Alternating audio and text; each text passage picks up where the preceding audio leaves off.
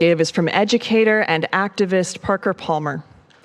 There are two ways for the heart to break: apart into many shards like a fragment grenade, or open into greater capacity so we can hold life's inevitable tensions creatively, not destructively. My father, John Grastorf, was a member of this congregation. Some of you may remember him from the coffee houses here. He was a wonderful musician, a crazy old hippie in the very best sense of the term, a practicing pagan, and as kind a person as you could ever imagine. He was a wonderful dad. I think one of the greatest strengths I have is that I have never wondered if I was loved.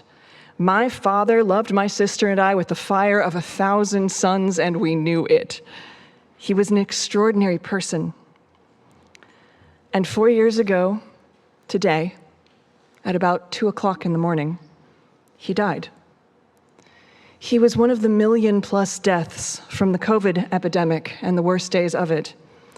My grief for the loss of him is bottomless and springs from more than one deep well of pain. You see, although in Unitarian Universalist spaces I am a lay minister, in pagan spaces I am full-time clergy. I was ordained more than 20 years ago and have been in service ever since. This means I've spent a lot of time taking the last walk with people to the doors of the ancestors. I've held the hands of the dying and the grieving and sung our songs and said our prayers, placed blessings and held vigil. And the secondary wound I carry from the grief of my father's death is that I was not able to offer that to him. I watched him through a glass window as he faded away. I stood outside in the cold, talking to him on a phone. I couldn't hold his hands or put another blanket on him. I couldn't sing softly to him or sneak him contraband, which he would have loved.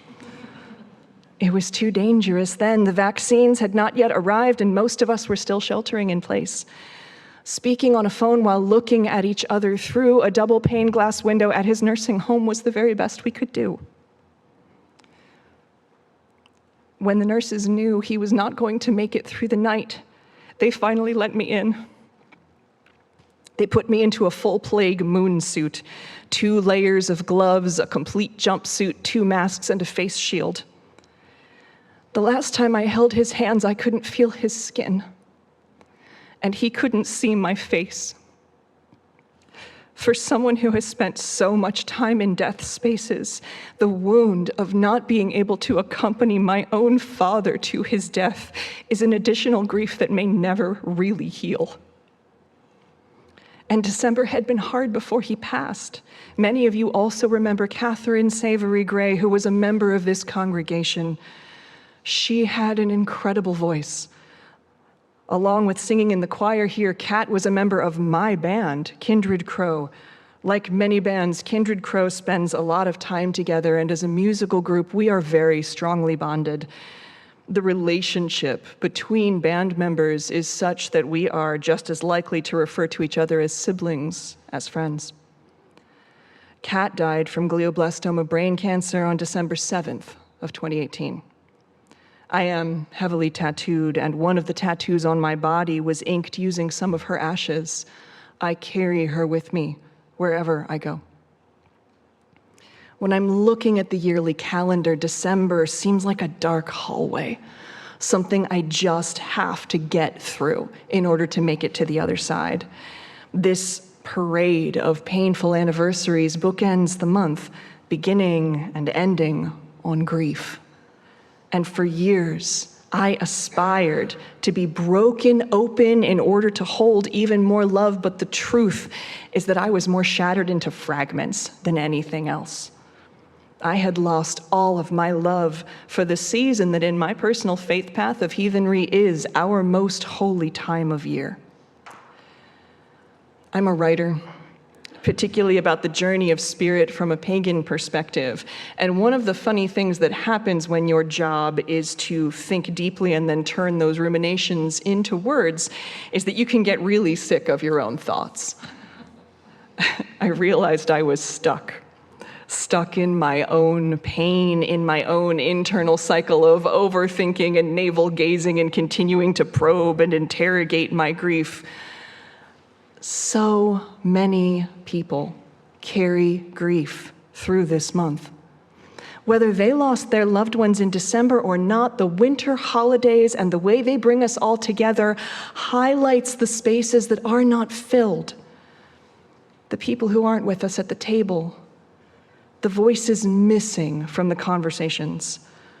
To the pagan way of thinking, this dark time of year is both the time of the underworld and the time of the sun's return. This has always been a season of grief. I needed to find a way to hold both truths, that this sacred season is one of both grief and joy, loss and celebration, darkness and light. So I made a plan, and I began to change my approach to the winter holidays. I can only ever speak from my own experience. I'm going to tell you what worked and what is working for me in terms of finding joy amidst the grief.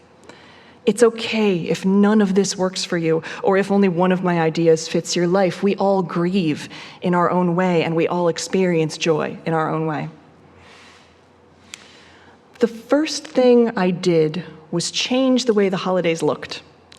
I think one of the ways we can get stuck is in our stuff. Most of us have specific bins and boxes of holiday decorations. Some of them may include ancestral items, things that were passed down to us from our families. I'm here to tell you that if you leave the set of decorations you've always used in a box for a year in order to try something different, you will not be struck by a lightning bolt from the sky. I promise you. We really can change the way the holidays look in our homes. My very first Christmas away from home, I was in the Marine Corps and stationed in Okinawa, Japan. My mother gathered together a beautiful set of silver ornaments and shipped them to me so that I could have a Yule tree.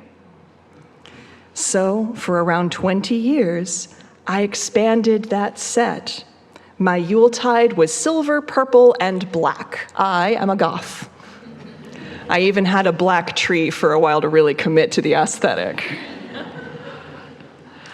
I still love that set of ornaments and decorations. I have not thrown them away.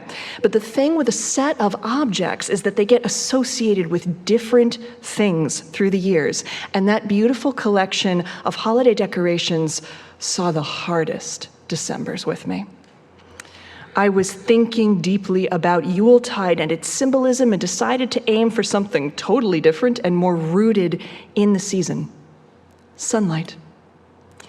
I asked my friends and wider community for some help. I requested that if they were going through their holiday ornaments and had some gold or sun-themed ones that they weren't going to use, to send them my way. I began keeping an eye out for inexpensive solar or golden ornaments at places like Goodwill. And as surely as the sun rises, my home started to fill with sun-colored decorations. We are such sensory beings. Whether we realize it or not, we respond to shapes and colors, symbols and light in deep and profound ways. Filling my home with not only a different set of symbols and colors, but ones more oriented toward the deepest layers of the winter holidays was a powerful change. The warm colors did inspire greater warmth of spirit. The other thing I did was take more ownership of and responsibility for my grief. I am one of the many people you know who lives with mental illness. I have a diagnosed anxiety disorder that I both take medication for and manage with various lifestyle factors. It is largely in a manageable place at this point because of those practices. I realized I needed to take a similar approach to my grief. I think I had somehow assumed that it was going to get better with time. What I know right now is that although my grief has changed over time, better is not the word I would use to describe it. It is definitely still there. There's more space around my grief, but it remains all too easy to nudge that bottomless well and cause it to spill over. The song that we played for you, December, I can barely get through to this day. It is 2 years old. So, I became rigorous in the management of my mental health during the month of December. I am not late for, nor do I miss any doses of the various meds and supplements I am on that keep me healthy. Most of the year, I can be a little lackadaisical with this, and it's fine. The occasional miss or taking meds outside my timing window doesn't have any noticeable impacts. But December? In December, I set times and calendar reminders and little things that go off on my phone, and I'm far more likely to have a pill container in my purse with backup meds just in case. Likewise, I avoid depressants. I'm a mead maker. I take great pride in my homebrewed honey wine, but I don't drink it this month. I've noticed that I just don't have enough margin in order to add a depressant like alcohol and not experience some mental health consequences the next day. Although holiday-themed cocktails are lovely, they are not a part of my winter celebrations. Adding a depressant is just too much right now. Part of taking responsibility for my grief in December also meant better calendar management. For me, days that are heavy with grief are exhausting. My focus is shot, and I don't have the energy for a regular workload. So I do less. When I plan my December calendar, I block off most weekends and a lot of weeknights with an all-caps calendar reservation that says, nothing. If that day arrives and I'm okay, then great, I can do something then. But I've learned not to schedule myself the way I normally do. I just need more recovery time and rest than usual, so now I plan for it. I get as much sunlight as possible. My beloved spouse and I own a home that was in pretty rough shape when we bought it. It's our forever project, and we really love it. One of the things we've done over the past few years was turned a decaying screened-in porch into a sunroom with a wood stove. One full wall of that porch is now windows, and they receive abundant sunlight from the morning to the early afternoon. So, on sunny days, I carry my laptop down to the porch, I light the wood stove, and I work in the sunlight. Likewise, I try to get outside while the sun is up, and that is tricky during winter when you work full-time, but I do it as often as I can. I include one activity on my December calendar that is wholly unrelated to the holidays, but that I will love. Last year, there was an exhibit of props and Muppets from Jim Henson's career on display in Baltimore.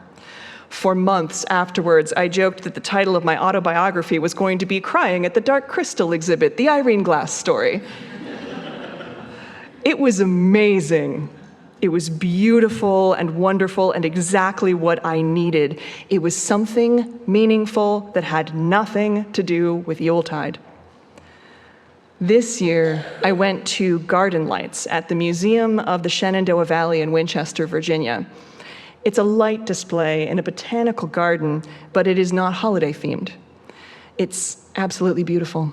Seeing the trees and gardens there illuminated in pinks and purples and blues was extraordinary. These moments of added beauty soften the sharp edges of the season. They're an immersion into who I am and what I love as separate from this very challenging time of year. The last technique I bring to the table is one that you've heard Reverend Carl talk about: savoring. When I notice that I'm in a moment of joy or beauty or connection, I pause and try to become as present to that moment as possible. I direct my attention to that which is good and healing, and I hold on to it a little longer than usual. These changes I've made didn't make the grief go away. I still have bad days. But as we know with grief, the real healing path is in how we learn to live with it. how we learn that joy and beauty can and do coexist with pain. For me, finding new ways to hold my grief while creating opportunities for joys, both small and large, has been the thing that worked the most. And if you take nothing else from my words today, I hope it is this: it is possible to change the winter holidays. There are so many ways to be connected to the season of the winter solstice. You can transform this time of darkness and light into a shape that serves you. You can find new ways to experience beauty, new techniques for helping your mindset, new traditions that ground you in your own values and preferences. A new solar year is here once more. Perhaps the sunlight to step into now is that of a fresh beginning, a breaking open in order to hold even more.